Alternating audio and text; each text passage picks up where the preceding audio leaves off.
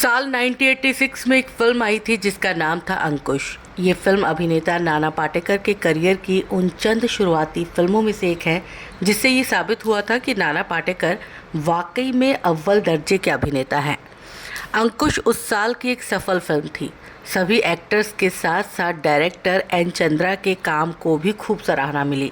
लेकिन क्या आप जानते हैं कि अंकुश की सफलता के लिए सबसे ज़्यादा मेहनत किसने की थी? अंकुश फिल्म के लिए अगर वाकई में सबसे पहले किसी की तारीफ होनी चाहिए तो वो है इसके प्रोड्यूसर सुभाष आर दुर्गकर। क्योंकि अगर सुभाष आर दुर्गकर मेहनत ना करते, अगर उन्होंने अपना सब कुछ दांव पर ना लगाया होता तो अंकुश फिल्म कभी बनकर तैयार ही नहीं होती। 5 जनवरी 1953 को सुभाष आर दुर्गकर जी का जन्म महाराष्ट्र के नागपुर में हुआ था। इनके पिता डॉक्टर थे। बचपन से ही फिल्में देखना सुभाष आर दुर्गकर जी को बड़ा पसंद था।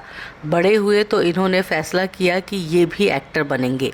नागपुर के कॉलेज में ये बीएससी सेकेंड ईयर में आए ही थे जब इन्होंने मुंबई का रुख किया और ये आगे नामी फिल्म प्रोड्यूसर शशिधर मुखर्जी के फिल्मालय एक्टिंग इंस्टीट्यूट में।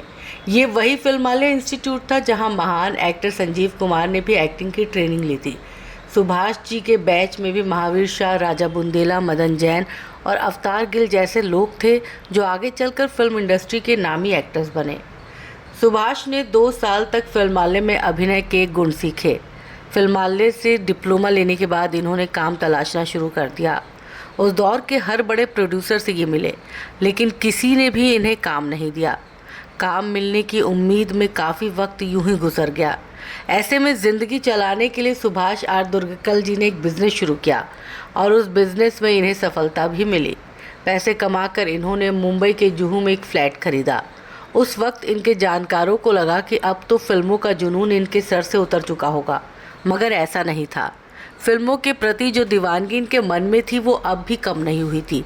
हालांकि इस वक्त तक ये फैसला कर चुके थे कि अब ये एक्टर नहीं फिल्म प्रोड्यूसर बनेंगे। सुभाष जी ने एक अच्छी कहानी की तलाश शुरू कर दी। ये कई लेखकों से मिले और आखिरकार देबू सेन नामक एक लेखक की कहानी सुभाष जी को पसंद आ गई।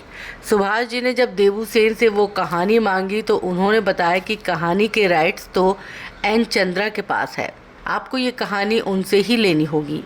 फिर जब ये एन चंद्रा से मिले तो उन्होंने कहा कि कहानी तो मैं आपको दे दूंगा। साथ ही एन चंद्रा ने सुभाष जी को इशारा किया कि वो ये फिल्म डायरेक्ट भी करना चाहते हैं। उस ज़माने में एन चंद्रा फिल्म एडिटर हुआ करते थे और गुलजार साहब के असिस्टेंट के तौर पर काम कर रहे थे। क्योंकि सुभाष आर दुर्गकर को अंकुश की कहानी बहुत पसंद आई थी तो उन्होंने फैसला किया कि इस फिल्म को प्रोड्यूस ज़रूर करेंगे और एन चंद्रा से ही फिल्म डायरेक्ट कराएंगे। और मात्र 251 रुपये का साइनिंग अमाउंट देकर और 15,000 रुपये पूरी फिल्म डायरेक्ट और एडिट करने के लिए सुभाष आर दुर्गकर जी ने एन चंद्रा को अंकुश फिल्म के लिए हायर कर लिया। इस तरह अंकुश एन चंद्रा जी की डायरेक्टोरियल डेब्यू फिल्म भी बन गई।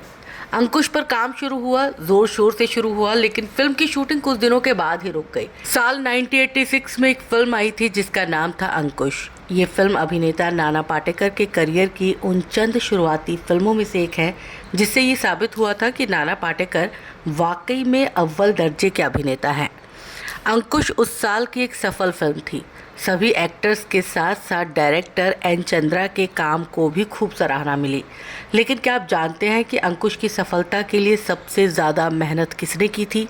अंकुश फिल्म के लिए अगर वाकई में सबसे पहले किसी की तारीफ होनी चाहिए तो वो है इसके प्रोड्यूसर सुभाष आर दुर्गकर। क्योंकि अगर सुभाष आर दुर्गकर मेहनत ना करते, अगर उन्होंने अपना सब कुछ दांव पर ना लगाया होता तो अंकुश फिल्म कभी बनकर तैयार ही नहीं होती।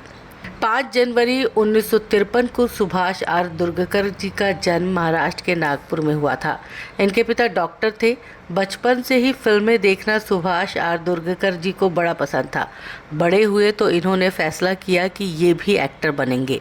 नागपुर के कॉलेज में ये बीएससी सेकेंड ईयर में आए ही थे जब इन्होंने मुंबई का रुख किया। मेहनत के बाद खरीदा था। नाना पाटेकर जी का कोई पैसा अंकुश में नहीं लगा था। अंकुश फिल्म के बारे में बात करते हुए सुभाष आर दुर्गकर जी ने बताया था कि उन्होंने नाना पाटेकर को अंकुश में काम करने के बदले 10,000 रुपये फीस दी थी, जबकि 20 रुपये रोज का कन्वेंस दिया जाता था। अंकुश की शूटिंग जब शुरू होने वाली थी तब नाना पाटेकर ने फिल्म में काम करने से इनकार कर दिया। हुआ कुछ यूं कि सुभाष आर दुर्गकल जब एक दिन नाना पाटेकर के घर पहुंचे और उन्हें बताया कि परसों अंकुश की शूटिंग शुरू होने जा रही है, तो पता नहीं किस बात पर नाना पाटेकर भड़क गए। उन्होंने सभी कॉस्ट्यूम्स जो अंकुश के लिए उन्हें दी गई थी वो एक खिड़की से बाहर फेंक दी और सुभाष आर दुर्गकल जी से कहा, उठाओ और ले जाओ अपने कॉस्ट्यूम्स, मैं तुम्हारी फिल्म में काम नहीं करूँगा। उस दिन तो सुभाष आर दुर्गकल निराश होकर नाना पाटेकर के घर से लौट आए, मगर जब शूटिंग के दिन वो सुबह सुबह सेट पर पहुंचे तो उन्होंने देखा कि नाना पाटेकर तो उनसे भी पहले सेट पर पहुंच चुके हैं और उन्हें देखते ही नाना पाटेकर बोले, नमस्कार सुभाष जी, मैं आ गया हूं, आज से काम शुरू करते हैं। नाना पाटेकर को सेट पर देखकर सुभाष जी भी काफ़ी खुश हो गए। नाना जी ने भी अंकुश में कड़ी मेहनत से काम किया। एक दफ़ा जब सुभाष आर दुर्गकल जी के पास पैसे कम पड़ गए थे तब नाना पाटेकर जी ने ही अपने एक परिचित की मदद से सुभाष जी को बैंक से 1 लाख रुपए का लोन दिलवाया था।